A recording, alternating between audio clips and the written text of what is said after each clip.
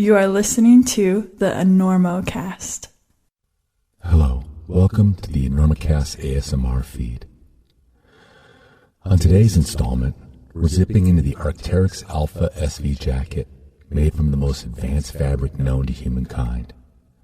100D Gore-Tex Pro EPE. What do all those letters mean? They mean you're going to feel safe, warm, and dry in this jacket, silly. Here we go. First arm in. Second arm in. And now you're settling into a forced bivvy, only because your partner was up late watching YouTube videos of knuckleheads free soloing 5/9s, and he missed his 3 a.m. alarm. Now it's night again. But it's okay. You're swaddled in your Sխwx Alpha SV with Gore-Tex Pro EPE. Let's zip it up and shut out those nasty elements. That feels better, doesn't it? Uh-oh, what's this? Are those dark existential thoughts starting to creep in? Dread? Fear? Now, don't forget that your Sխwx Alpha SV has a low-profile reflector hidden in the hood brim to improve your searchability in emergency situations just like this one. So settle in, because Sխwx and the Alpha SV has your back, and the rest of your body too, cradled in its little dinosaur arms, or wings, or whatever they were. In the morning, when you wake up refreshed and ready to get the hell off this thing, your first thought will be, I gotta pee real bad. But your second thought will be that the Alpha SV jacket and all Sխwx apparel is available at Sխwx.com or your local shop. Sleep tight, and don't let the cold wind bite. We gotta get Listen, where are you playing in town? Are you playing here? We're doing the Enormo Dome, whatever it is. It's terrific. Oh, It's yeah, the big fantastic. We place, sold that it out. side of town. That's a Very big nice. place. You sold What's it that, out. 20,000 I'll see. seats? We really should. The hell are you doing? I couldn't sleep. I'm checking the ropes. There was a frayed end on your rope, and I'm cutting it out.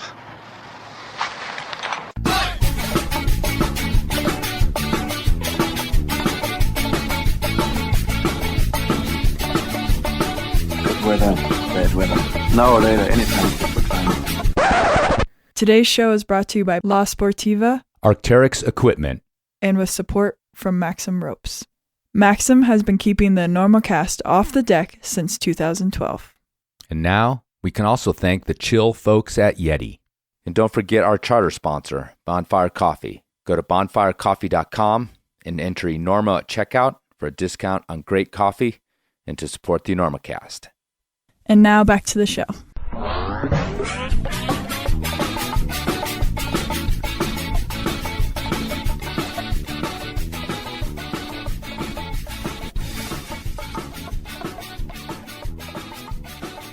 Hello and welcome to the Enormocast. This is your host, Sխwx. It is November 17th, 2025, about 12 p.m. here in Colorado, and this is another tweener from the Enormocast, an in-between episode that doesn't quite fit as a normal episode. On today's tweener, we have the second live podcast that I did up in Squamish, BC at the Sխwx Academy. And this one is with two women who are very much associated with Western climbing in Canada, Calgary-born Vikki Weldon and the transplant from Quebec, Em Pellerin. These women both consider Squamish their home base. Vikki lives there, has a career, family, the whole thing. Em says she gets her mail there, and that's what makes it home. This was a fun talk in front of a live audience with two very different climbers. That was the fun part of the show, was figuring out these two different paths that both ended up in the same place there on the west coast of Canada in Squamish.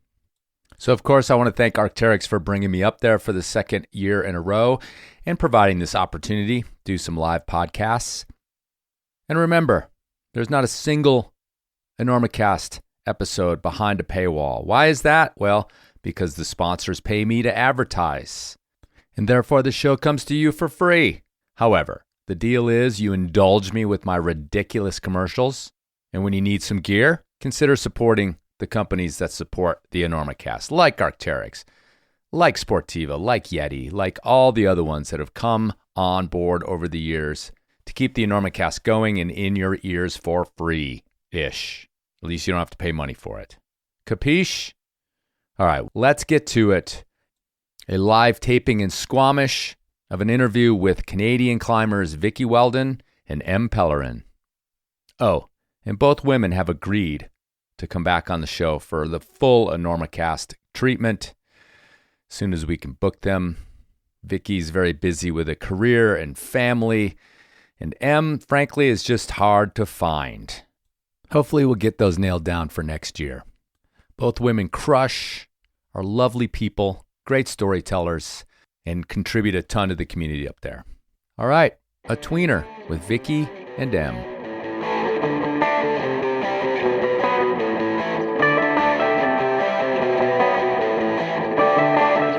Yay! So I had this idea. Well, actually, what happened was Arc'teryx said, hey, who do you want to interview? And I kind of threw out some names. And then we decided that we would put these guys on stage with me here together, and which I apologized to them as soon as I got here that I got them into this.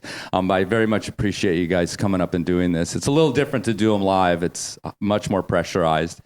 So, but these guys are used to pressure, right? They're climbers. But the other thing I realized is that when I started looking more deeply into who they are, is that they have lived these parallel lives, but in kind of with different motivations and sort of a different path. But both of them have ended up here primarily in Squamish. Vikki very settled in Squamish, and Em thinks of it as where you get your mail. So both of them are ended up here, and that was kind of my theme. Is we'll kind of maybe tease out the paths that they chose, where it was different, where it was the same, to both end up on the same team and in the same place and in love with this incredible mountain that's behind us right now. So welcome, you guys. Thank you. See, they're more parallel than we even knew. So let's start with you, Vikki. You grew up in a place that's very close to my heart, and I often go off about it on the show. And anytime I have a Canadian on the show from this place, I ask that simple question, if I'm still a legend in Canmore. And the answer to that question is always... No. Ah! Oh, wait. Yes. Okay, thank you. So, but yeah, I spent a bunch of time in the Rockies. So tell me a little bit about, growing up there and what your initiation to climbing was.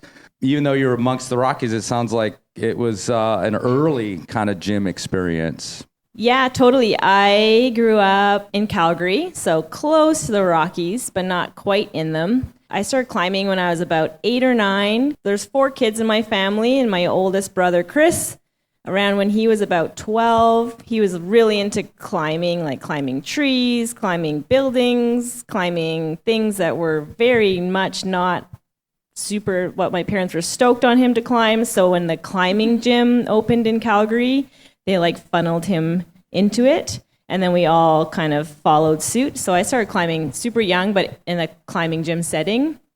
We were going into the mountains with my parents a lot to go skiing and to go hiking, but I didn't start climbing outside in the mountains until I was maybe 12-ish. I was starting to climb with my coaches out in the mountains. Oh. Yeah. And it seems like you didn't actually immediately take to it. I thought I read something where you climbed at Grassy and was like, I kind of like the gym better, but then came out, warmed up to it a little bit. Yeah. My first, I do believe one of my first cragging experiences was at Grassy Lakes, which is just outside of Canmore, and it's we were climbing on the golf ball wall or something, and I think I just I can't remember. I think I really had to pee, and I just was super psyched, and I just 11 or something, and I was like, oh, can we go back to the gym? There's rocks getting knocked off by the mountain goats. It's kind of, for me, it was whoa, it's too much. Sounds like a scary experience there. Yeah. Well, it's funny because I talk about the olden times a lot, right? But the idea of kid climbers didn't kind of exist when I started climbing, because climbing, the commitment to it was a little bit pre-bolted sport climbs. I know I'm dating myself, but I'm not as old as Will Gadd, but I've been doing it as long as that guy. But yeah, and so it was all trad climbing, and it was mostly kind of big climbing, and so it really wasn't that accessible for kids, partially because it also felt really dangerous, even though maybe that was just a perception. But when there was like a kid climbing, you were like, what is that kid doing out here? Or their family was super into it. And I think that speaks to that, is that the gym is the gateway because it's so comfortable. And then you have to make that step to wanting to be in the outdoors. Yeah, totally. And I don't know if I would have necessarily by myself made that step, but I had such amazing coaches, and they were all actually really young and psych climbers themselves. They weren't like trained climbing coaches. They were like 20-something-year-olds who like needed a job. And so they were like coaching the local kids at the climbing gym, and they're like, well, I'm going to the Rockies to go sport climbing on the weekend. So like, you want to come? So it's pretty cool. Were you like attracted to too? Because I've talked to a lot of kind of younger kids that pulled out of the gym, and a lot of times it was older kids or older, you're a teenager and there's like some 20-something person that's going to be like, let's go climbing. And that, like, I'm going to go hang out with those guys. I mean, I've heard stories about, just being thrown into back of pickup trucks with the older kids and heading out to the crag. Was that like an attraction? Oh, yeah. I felt so cool. Yeah. Yeah. And like, my older brother was out climbing, and all of his friends were quite a bit older just because, we were like some of the first generation of like young gym kids in Calgary. And so, all of our friends were older than us, and they were all climbers. And so we were just getting tossed into cars and going up and had no real clue, learning as we went. And it was like quite sometimes the experience for sure. Yeah. And older kids just mean cooler, even though later on in life you can realize, that guy wasn't cool at all. But he sure seemed it just because he was older. That girl was like older than me, so she's cooler. That's just how it works. They were all dudes. Like they were all my mentors, all my like climbing, like first climbing like friends and mentors. They were all dudes. Like there was very few girls, but that never really registered with me until like much later, which is kind of interesting. Yeah, you aren't sort of globally socially conscious of those kind of things at that age. I hope not anyway. Just psyched. No clue. Yeah. Just psyched. So let's switch over to you, Em. Quebec, and a little bit later in life, and also started out just, I think, right outside. Is that right? Yeah, actually, I fell. There you go. I failed my accreditation in the gym. Went like my first ever time climbing. I had a friend bringing me to a gym, and we failed. Like he showed me quickly how to make a figure eight knot in the parking lot before we went in, and like we didn't make it in. So he then invited me to go outside, but I didn't know we'd climb with a rope, or like I was thinking we'd go for like a little bit of a hike or something like that. I showed up really well prepared with studded boots and like slightly blue hair and just like ready for an adventure of a hike. And then he handed me a rope and climbing shoes and a harness. How'd that go? Like, tell me about that day. We went to a place called Val David in Quebec. I had never really been there before. I knew there was a bunch of like skiing and a bunch of other things to do around and hiking, but I'd never really seen a climber before. I was 17 years old. Climbing was not a thing that I'd ever been around. So like to me, climbing was a little bit like when you ask somebody who's never seen that, like, oh, Everest, like rock climbing Everest. But it's not like really like a little bit later in life you understand that it's not like rock climbing, is its own thing. So we went out there and we just like ended up in Val David with a rope, with a harness that I probably put on backwards, shoes that were like 5 sizes too big, and I could like curl the toes and actually twist them, put a pair of socks not on my foot but at the end of the shoe. And actually these were my shoes for the first couple months. Perfect. I think it's awesome that you failed the gym belay test and we're like, yeah, let's just go outside and give it a try. Like, that's a pretty bold thing. Because if you fail that test, you really don't know what you're doing. Well, although I've come close, as I think I've noted on the podcast, like, when you're an old school guy, you can also fail the test for a bunch of different reasons. There's a lot. As well as bad attitude. There's a lot of like attitude. pro climbers that live in Squamish who have failed their belay tests at the local gym. So you're not alone.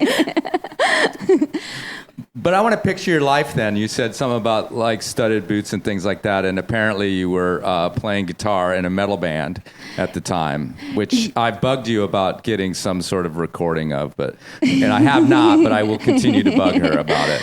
If it exists. I think I found a CD or a DVD that I was playing guitar on. Perfect. But I have yet to find a CD player to play it on. Just put that in a FedEx padded envelope and send it down to me because I will burn it, rip it for you, and then you'll have it digitally. Amazing.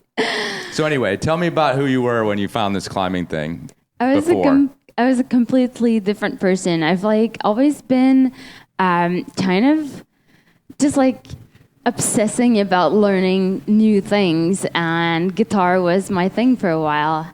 I think like from age, so I was a figure skater. I grew up as a figure skater up until I was 16, but guitar started overlapping with that when I was about 14, and I just like started listening to like hardcore music or like a bit more like metal like music until I just like started.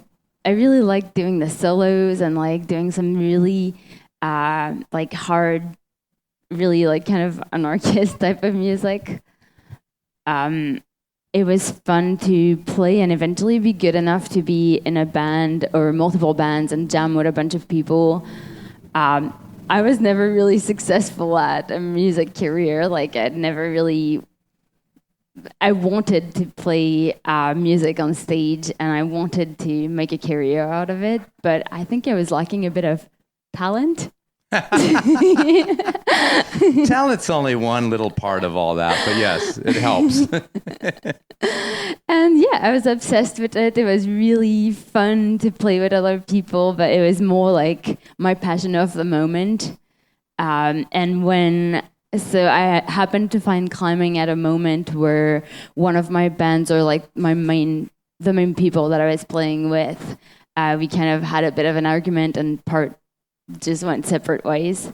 And it's just like it happened. I happened to find climbing at this exact moment where, we just like all split up. And then I had like, this new climbing thing, this is incredible. Like I went on the rocks for the first time in Val David, went up on a rope, which was like a really funny thing for me, but I was the happiest I'd ever been. I remember just being up there, like waiting the rope, jumping around, like I was like a kid on a swing, and just, I knew that it's something that made me feel really happy and that I wanted to pursue.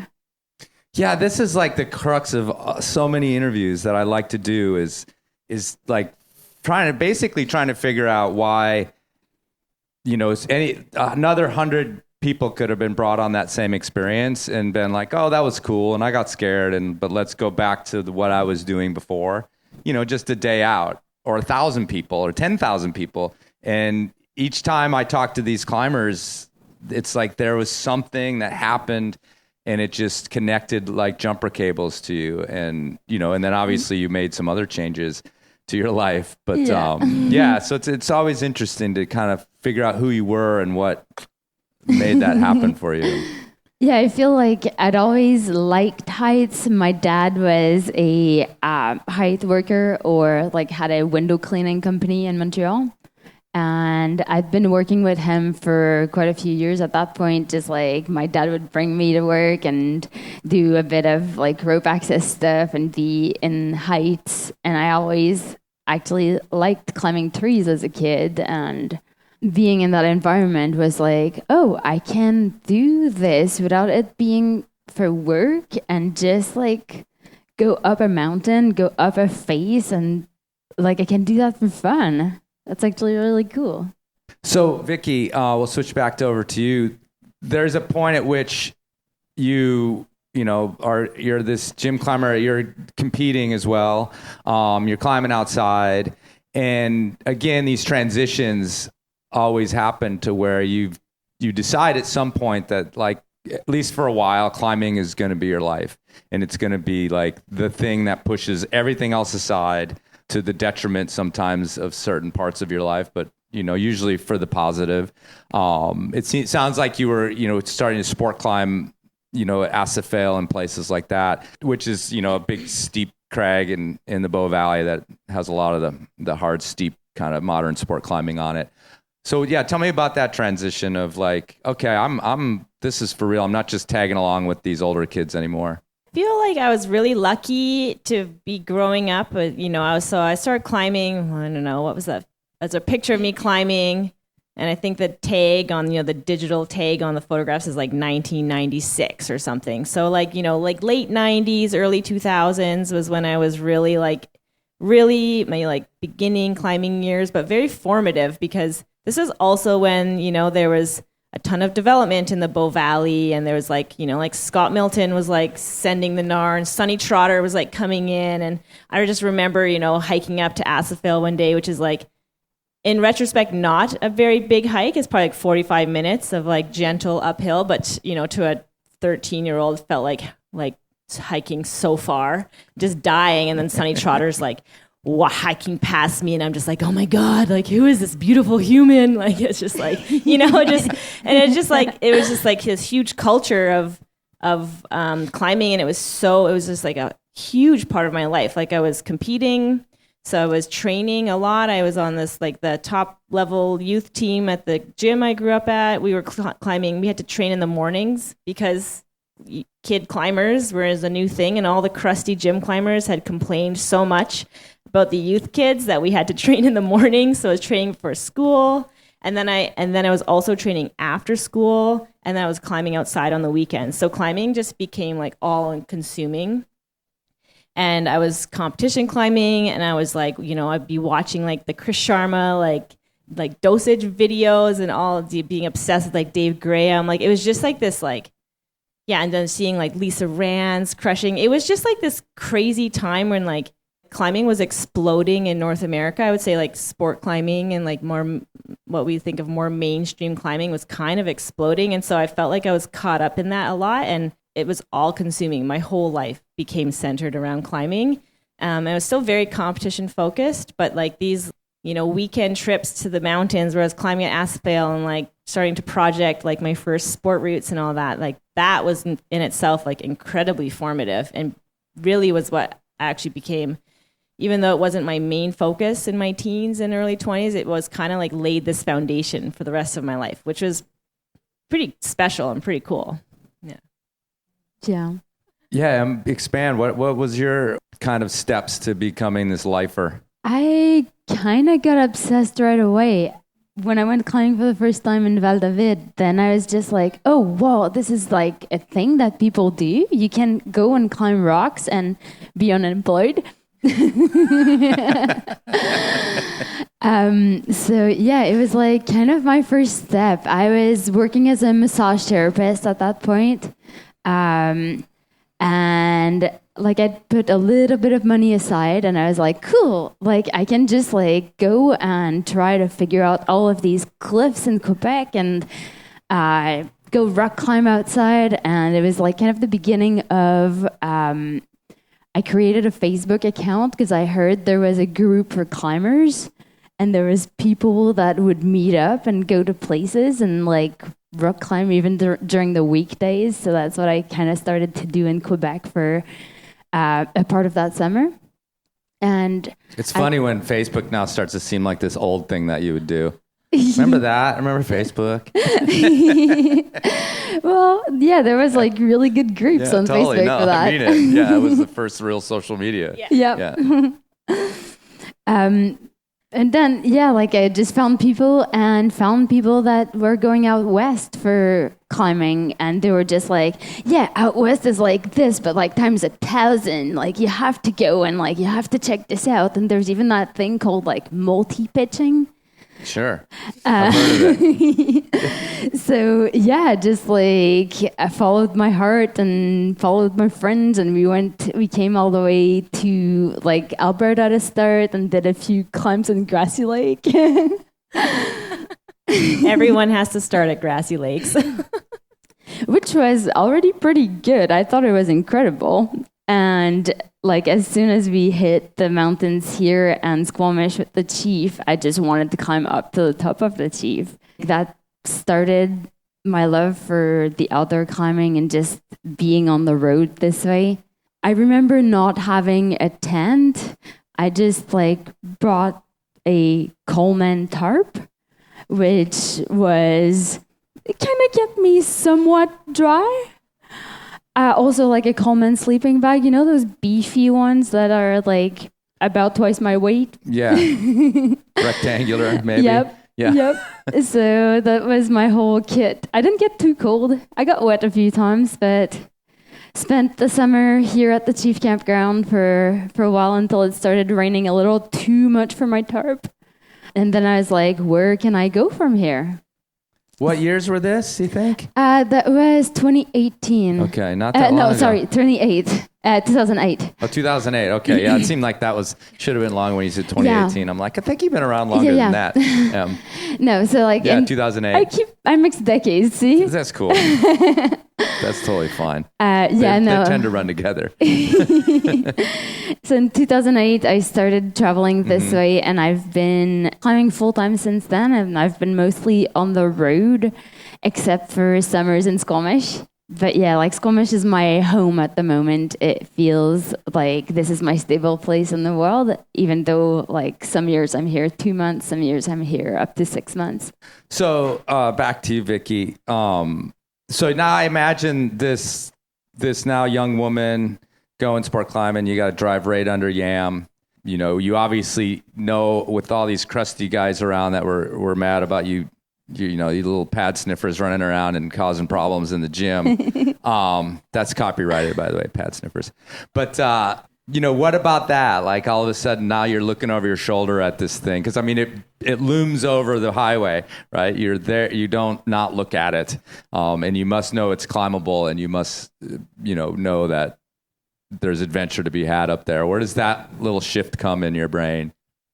Yeah, I mean, for those of you who aren't familiar, like Mount Yamnuska is one of the first mountains that you'll see kind of on the edge of the Canadian Rockies as you're traveling west from Calgary. And it is a very like unique mountain. It just kind of looks like, I mean, it stands like Nakota for wall of stone. So it's like this, basically just looks like a big cone that's just been like diced right in half. And I was always like very intrigued by it. I think more just like, I was like, cool mountain, but like, you know, didn't always consider about climbing it.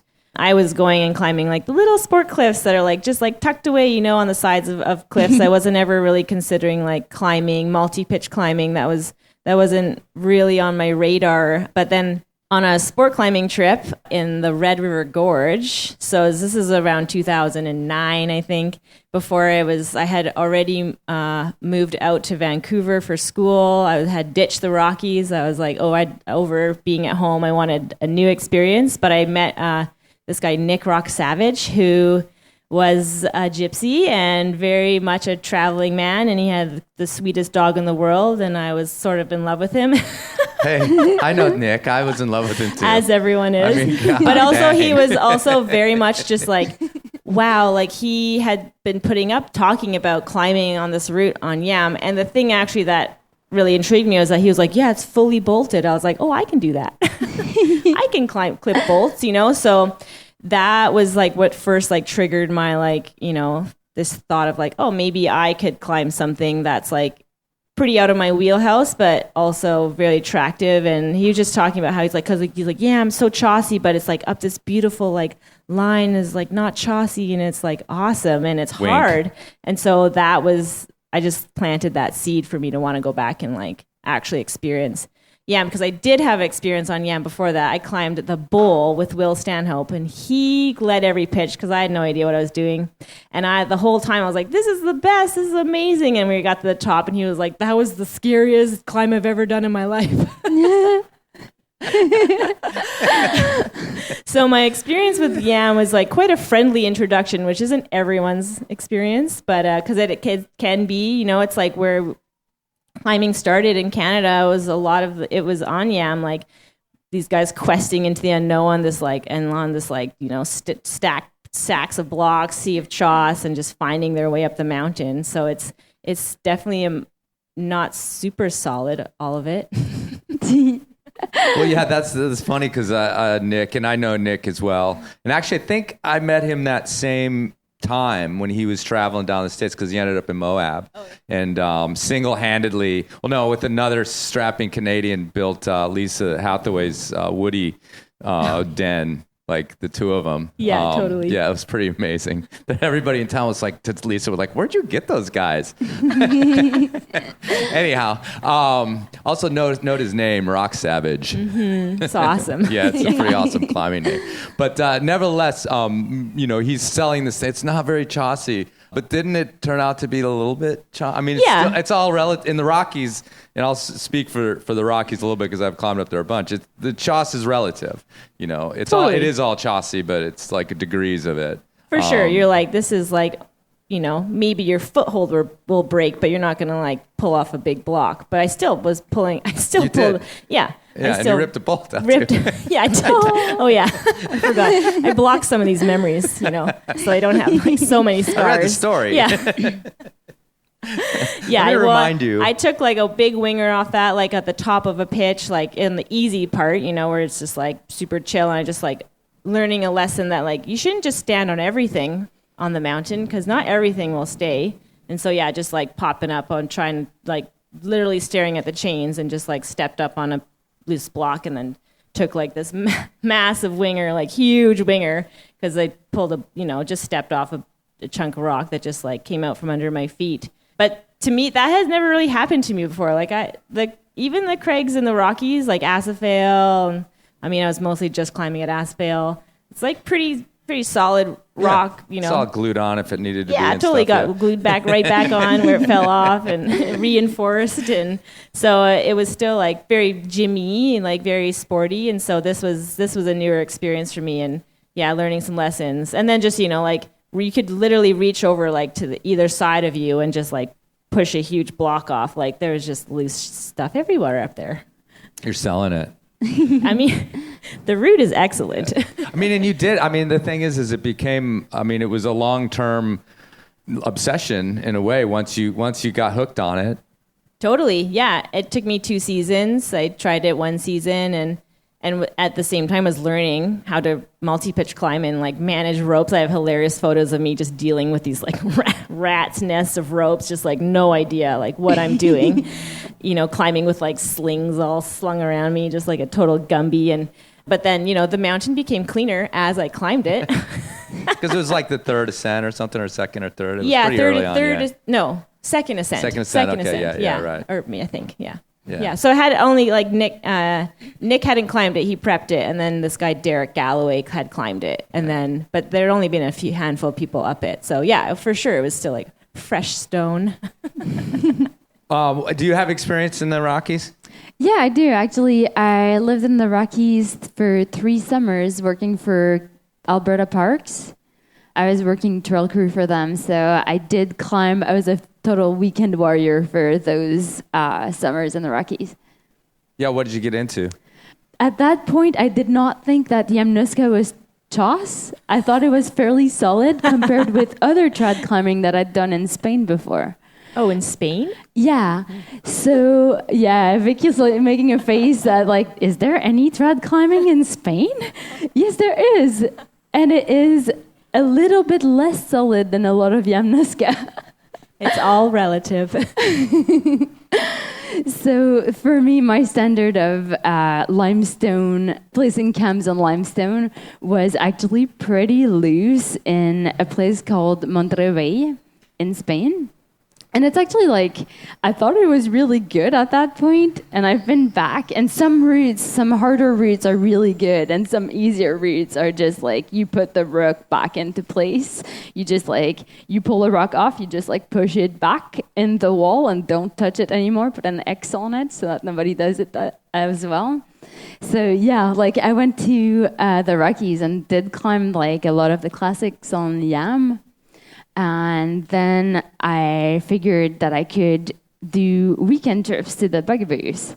So from my job that I was doing all week, on Friday evening, we'd leave, drive to the Bugaboos, walk into the camp to Appleby. We'd stash some things up there so that like our rope, our rack, our things were already up at the campground. And without sleeping, we would go and do a first route and come back completely wrecked on Saturday night, sleep, do another route, and then walk out.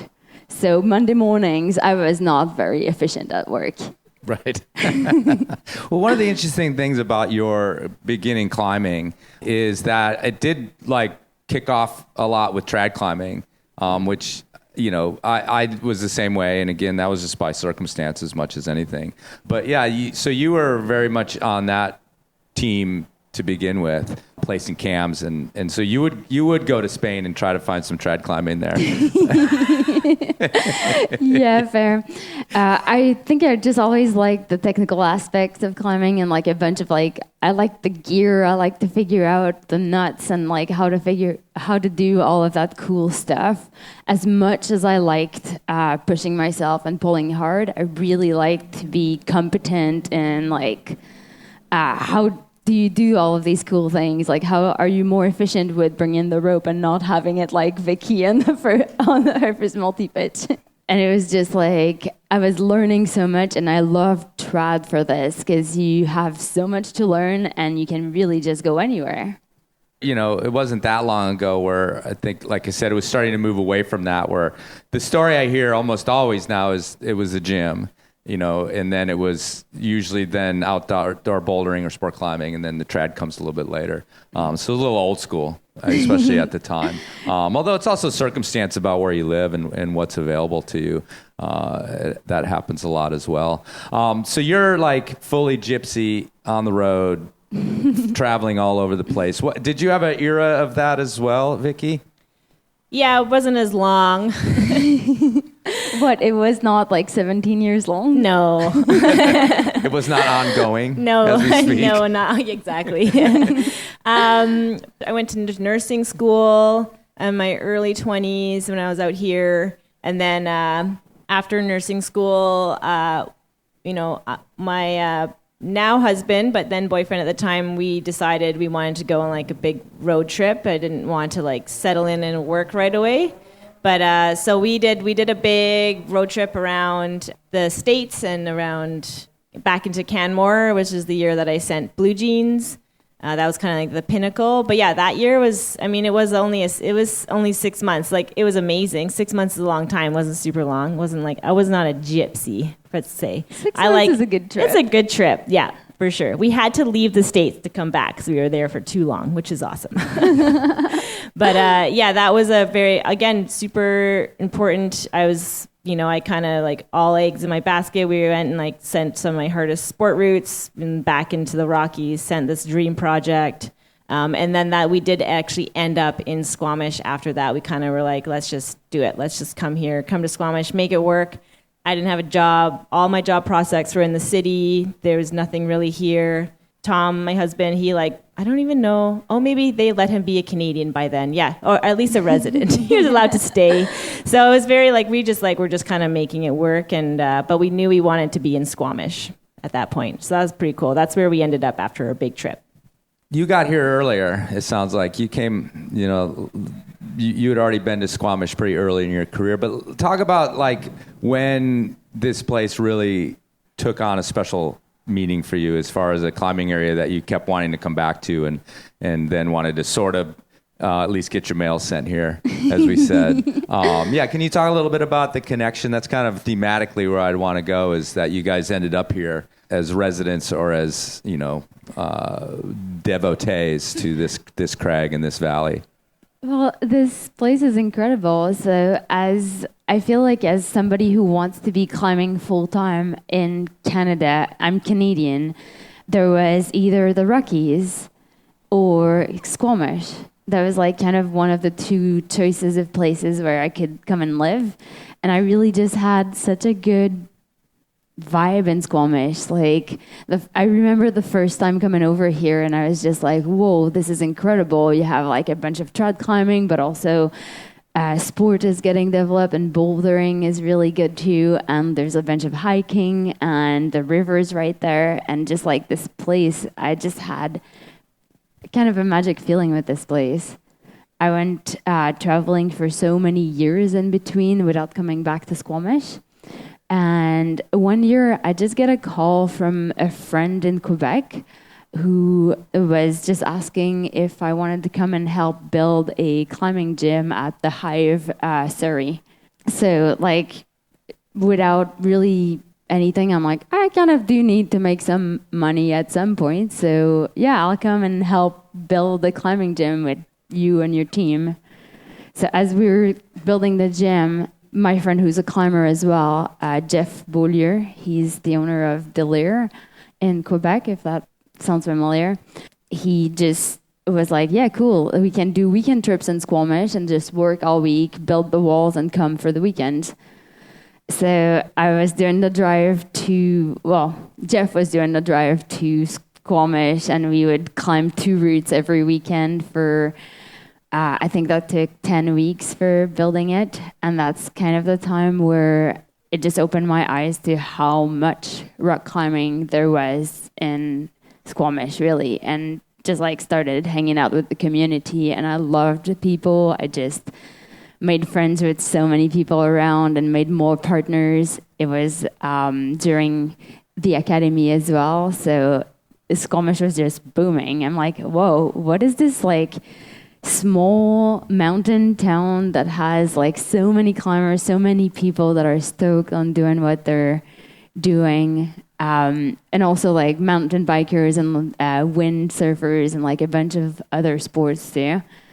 And it just was this thing where I'm like, if I had to live somewhere in Canada, I think that could be a good place. That's when I happened to go up with Jeff one day and we were going up on University Wall, just like for the second route that weekend. I remember having I screwed my finger a little bit during work that week. I just had like a bleeding finger with a bunch of tape and I was a bit wrecked from work. And we're climbing on the first pitch of University Wall and I look up and I'm like, oh, is this the next pitch? I was just looking under the shadow pit and just like, no, we're going to escape this dihedral and come back into it after. I'm like, can I just climb the one that goes straight here? That looks really cool. And it turned out I turned out to do that pitch on site, which was the shadow pitch. I didn't know anything about it. To me, it was just like this really cool climb. I gave my heart into it. I almost fell at the very top going for a jog. I got it. And as I got the jog up there, there was another party that was right above me, happened to be taking photos. And they were like, I don't think this has been done before on site. So, right. I didn't know all the details. I'm over here like my jaw's kind of dropping because I did not know all those details. I know that you on-sited it, and that was kind of it. And I just basically assumed it was some sort of big deal that Em Pellerin went up, with a blindfold on and then took it off and on-sited this famous pitch that was originally, wasn't it on-sited though? Didn't Croft ground up? On-site it? Yeah, so that's the only other time, though, I think. So Croft did the on-site after pinning the pitch, too. Okay. There was a bunch of pins in it, but, he did an incredible job, did it on-site in 89. And then just, there was a huge hiatus. There was nobody who has been able to repeat it that way for a while. So did you afterwards then have some sort of realization? I mean, they should have had a parade or whatever, when you got back to town. But you had just randomly, tired with a piece of tape on your finger, sent this legendary pitch in this perfect style? So I had no idea. Also, I had a hole in my shoe. Okay. Keep it coming.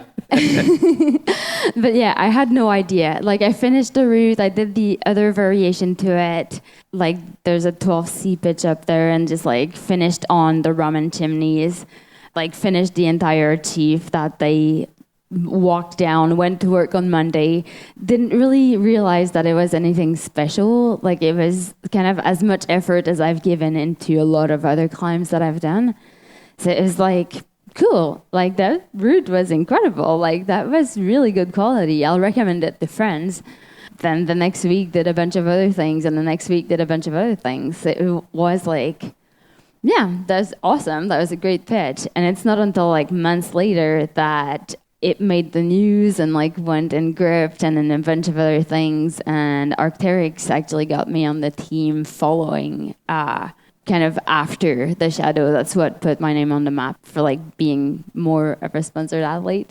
Were you aware of this, Vikki? This story?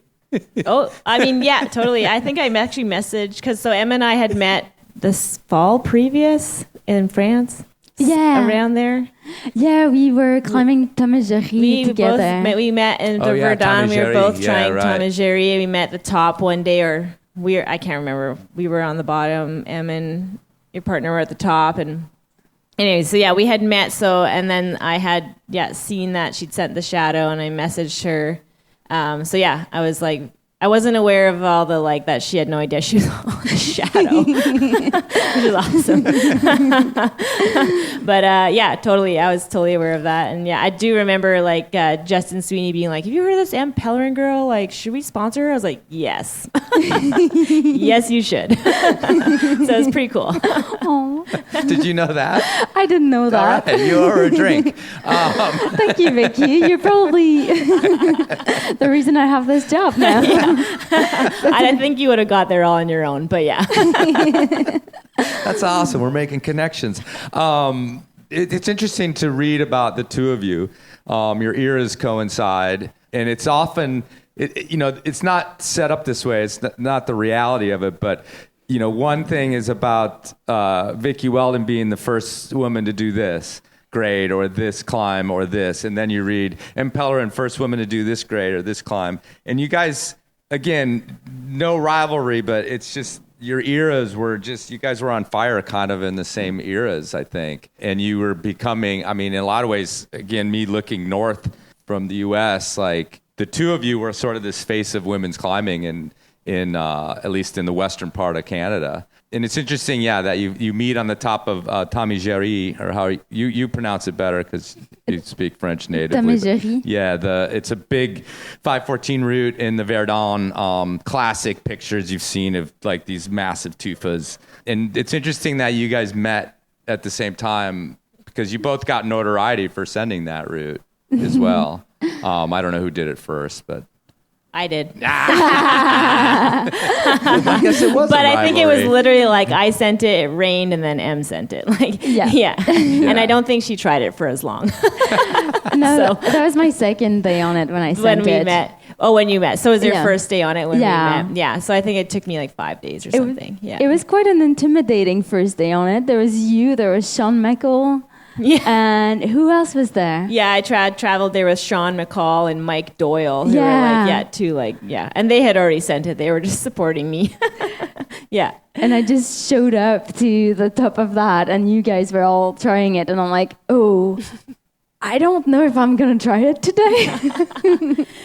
It's a tricky one because you kind of have to hike way up, and you have to go and wrap into it. So you actually don't really know if anyone's on it, you're kind of like a little bit hooped. But I think we like shared the route. We just were like, well, we'll just work on the bottom and you work on the top. Yeah, very good. Canadians are really good at sharing. Yeah, sharing is caring.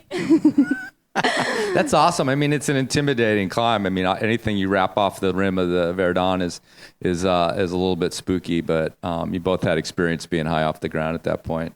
Yeah, totally. It definitely is. It definitely, the first time wrapping into that is wild. It's so wild. It feels so crazy because you're not even going down to ground or anything. You're like rapping to partway down the wall to like a hanging belay, like a very uncomfortable hanging belay. Yeah. So, and it's wild 60-meter pitch. So it's pretty cool. Give me that story for you, though, Vikki, of really feeling a connection to this place, having an experience where you were like, this For is my Squamish? jam for Squamish, yeah. I obviously loved Squamish. So I moved to Vancouver initially for school and would come up, weekend trips up to Squamish. I wasn't really into trad. I had the more like traditional, like, new age gym, sport climbing. So I was coming up here and climbing at like Czech, like the big show. I was super psyched on like the like pockets of sport climbing in Squamish and some of the bouldering. I would come up, I would like skip class and like come up on like really high friction like days and to go bouldering. And so I actually like the reason we initially moved here is because my husband was really psyched on Squamish, and I kind of actually wanted to go back to the Rockies. After school, I was like, okay, like after school, we'll just spend a little bit of time in Squamish and then promise me that we can also go and live in Canmore. And he was like, I promise. And he lied. I'm glad he lied. It's funny though, because when we first moved to Squamish, like after school and our big trip, we moved here in like October, which is kind of the worst time to move to Squamish because it literally was just pouring rain. It rained. It was probably the most rain I've ever experienced in like the 10 plus years I've lived here was when we first moved here, and I was like, I hate this place. And because we moved and I like got a job right away. Tom got a job. We were here like the whole winter. It was very poorly planned. Like I'm not quite sure why we didn't just keep traveling. But so yeah, we moved here in the winter time, and it was a little rugged. There was the little climbing co-op which we joined, but it can be a little bit of a sad place in the dark, rainy winter, and it's just like dark and dank in there, and it's just like cold, and I was just like, where am I? So it took a little bit for me to warm up to this town, Literally. like living here, like literally warm up, dry Yeah. up, and find my community, because I'm a homebody. Like I like my home, I like keeping my community close to me, and it takes me a long time to make friends. Maybe not because I am like stuck up, it's just 'cause I'm pretty shy, and yeah, it takes me a long time to make friends, and so it took a couple years for me to actually feel like, okay, Squamish is home. Like now I go back to Canmore, I'm like, oh, I love this place, but I want to go when I'm always ready to go home, which is here. So it's a different experience. I think if it hadn't been for my partner, I probably would have actually ended up back in Canmore. So it's kind of cool, like these life circumstances that weave and wind your life and make it so that you come here and end up staying forever. Yeah. I think I don't know anybody who got here in October and stayed for a lifetime. Yeah, it was rough. It was the job in the house probably that kept you here more. Yeah, it was kind of like, actually, I really wanted to work and it was funny because we moved to Squamish, and I was like, but I want to work at the furthest hospital away from here, which is the Children's Hospital, which is like South Vancouver, which is like an hour-plus drive. But I just wanted both. I wanted to do this job that I was really passionate about and working with children, and then I really wanted to live I didn't want to live in Vancouver anymore. I wanted to live in Squamish, so I was like, we'll just give it a year and see how it goes. And then you say that, and then you just never leave. Well, it's an interesting contrast. That was kind of the main contrast that I saw with you guys is what you just said, homebody. You wanted this career you were very, very passionate about. I hope you wanted a family because you got one. That's coming from a guy that was lukewarm on the idea myself, but I also have one. I'm super happy about it now. Yeah. I swear. So yeah, and then we have Em, the gypsy, and the person for whom that freedom was important, and that's really sometimes a trade-off. But I like the fact that you guys, that's why I wanted to do this sort of theme, is that you live these parallel lives and you have these great climbing accomplishments and you have this passion for climbing that ran through all of it, even though it was two different paths. And I feel like some people think that like a career is giving up that other thing, but you managed to do it. Tell me just a little bit about the ups and downs of that, of like, of trying to kind of do all the things. Yeah. Oh, yeah. A lot of ups and downs, and you try and do all the things. Doesn't always work in your favor. I have to tell you that. But I mean, I chose nursing because when I was down in Texas climbing in Waco tanks, and I met a bunch of travel nurses who were like climbing, traveling, and nursing, and I was like, oh, this sounds great. I kind of landed in nursing by accident. But once on my travels had met so many climber nurses, because it's like an incredibly flexible career, but it also like ticked that box of me feeling like I wanted to do something with people, even though I love people all the time. I'm so drawn to like, taking care of people and wanting people to feel good, and it just felt like a really great career option. Plus, then it also like suited my needs, which is like I want to be able to climb when I want and where I want. So it's funny. I never actually ended up travel nursing, which is kind of sad. I mainly didn't want to take another exam, so that I had to go to the States. No more tests.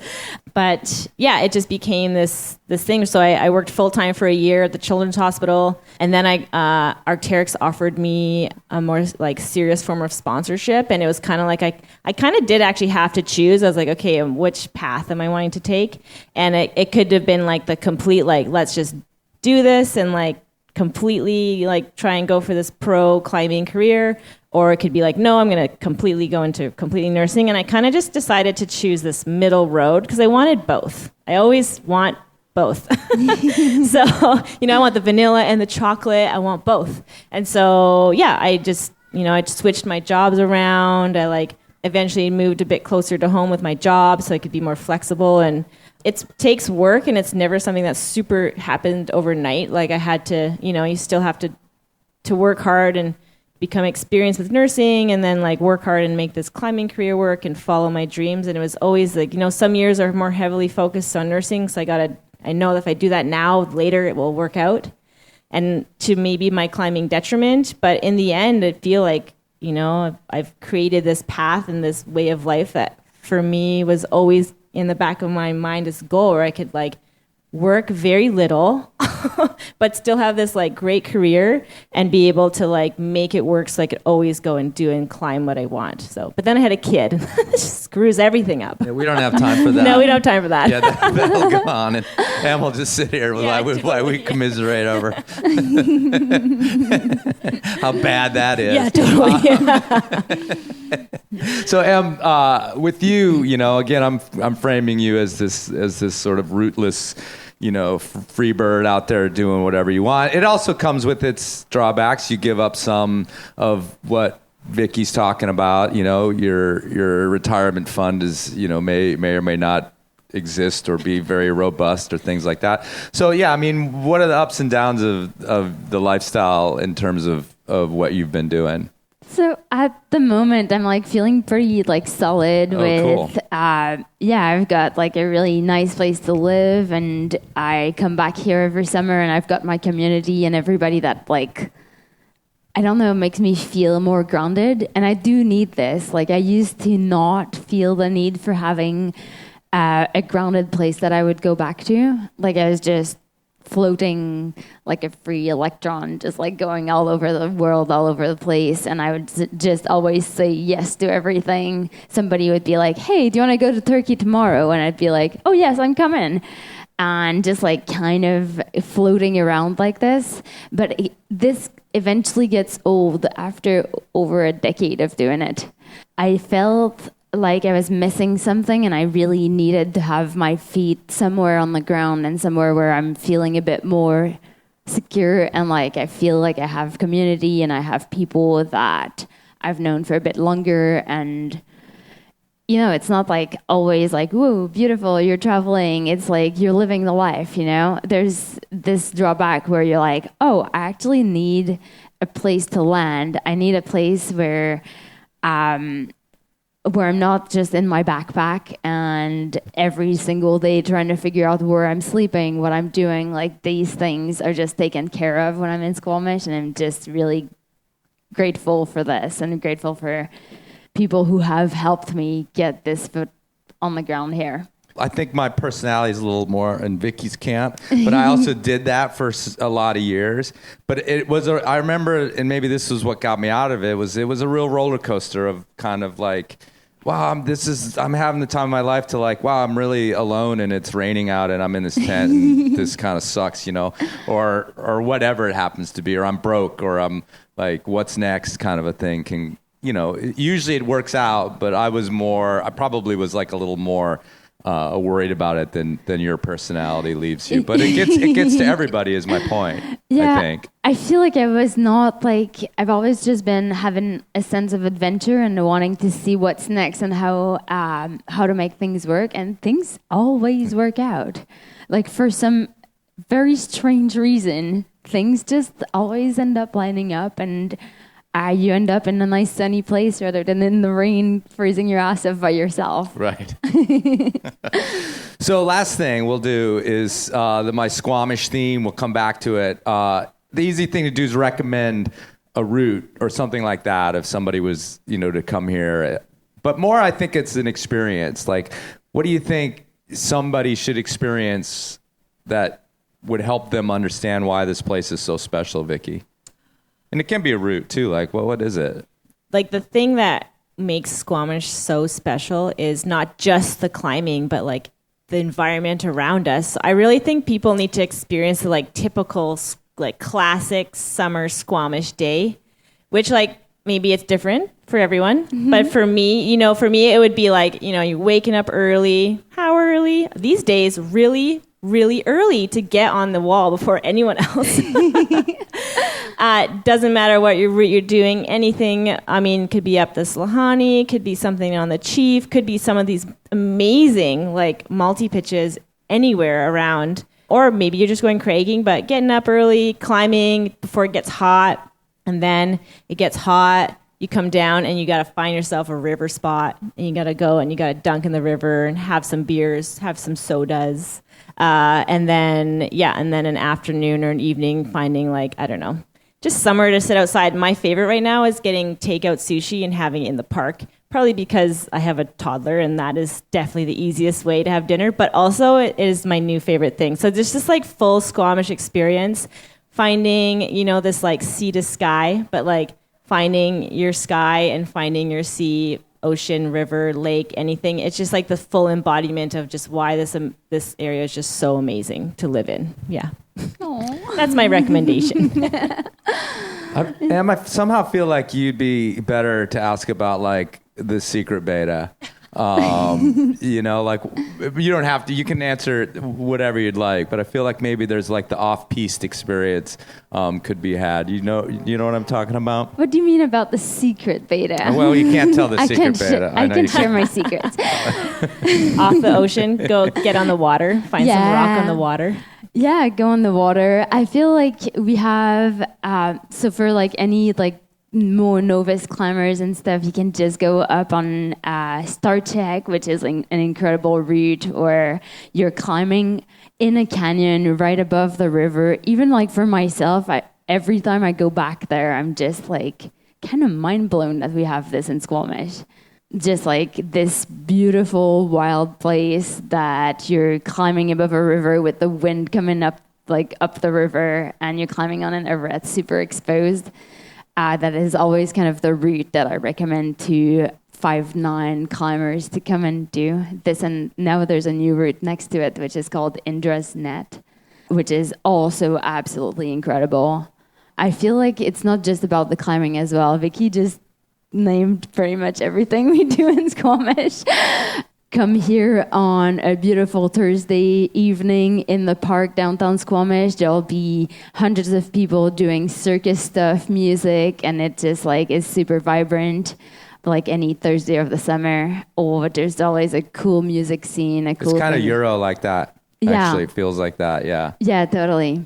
And there was just the market this morning. It's Saturday. Every Saturday of the month is in the summer is the market in Squamish. Awesome. Well, thanks, you guys. It was a little bit of an experiment. I explained to you right before the show about what we were going to do up here after my apology, and you guys nailed it. I really appreciate you coming on the show, sharing the beta, and hopefully we'll have you back on for a much deeper sit down. Just individually, we can go deeper into what makes you guys tick. But thank you so much for coming on the show. Thank you, Chris. Yeah, thanks, Chris. That was awesome. Give it up for these guys. Thanks, everyone.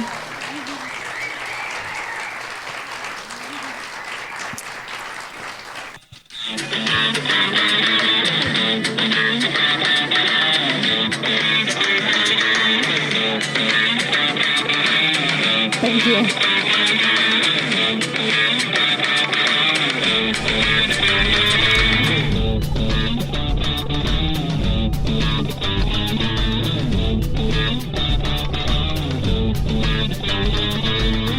Now, to be fair. To be fair. To be fair. To be fair. To be fair.